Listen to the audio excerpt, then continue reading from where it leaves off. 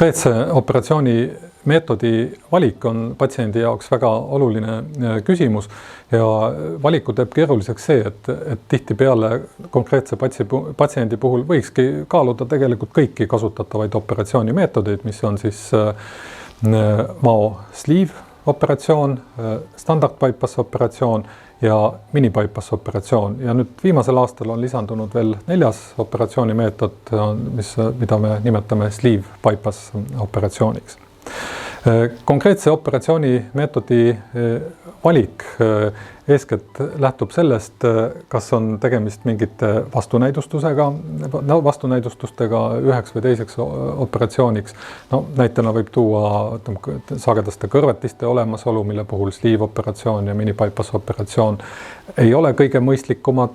Kõrvetiste probleem süveneb, halvendades oluliselt elukvaliteeti ja samal ajal standard bypass operatsioon võib-olla on üks kõige parem ja efektiivsem sekkumine üldse kõrvetiste või refluksi puhul, sest et see probleem sellisena kaob. Konkreetsete vastunäidustuste puudumisel me alati arvestame patsiendi soovi, kalduvust ühe või teise operatsioonimeetodi poole. See võib olla subjektiivne ja emotsionaalne, aga me teame seda, et meil tihtipeale ei ole ka endal väga tugevaid argumente selleks, et sellise konkreetse patsiendi puhul veenda teda ühe või teise operatsioonimeetodi kasuks ja sel puhul on minu arvates väga mõistlik kuulata patsienti, seepärast et tema eelistus võib olla kujunenud näiteks mõne oma tuttava või pereliikme eelneva kogemuse põhjal ja kui see on hea, siis ei ole põhjust kahtlustada või arvata, et see selle patsiendi puhul ei võiks seesama meetod täpselt sama hästi toimida.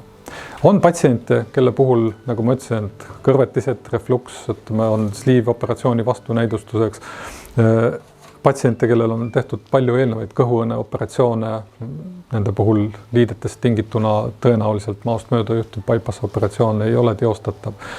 Et seal meil on lihtsam seda valikut konkreetselt teha, välistades teatud operatsioonimeetodid, aga lõppkokkuvõttes enamuse patsientide jaoks see konkreetne meetodi valik tehakse ikka koostöös kirurgi ja patsiendiga.